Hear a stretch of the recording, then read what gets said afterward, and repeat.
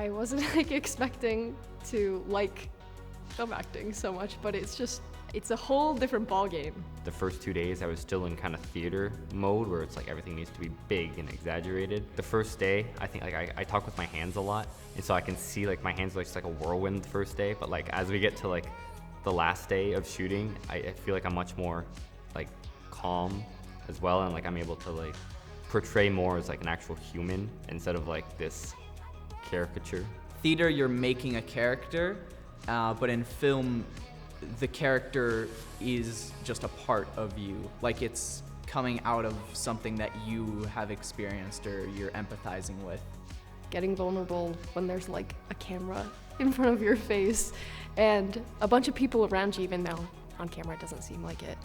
It's a lot harder than it looks. Acting with Hayden is so easy because we just kind of do it. Like it's not like there's no self-consciousness in it. We're both so like into it that it just the fact that it's acting kind of melts away and it's just like the characters.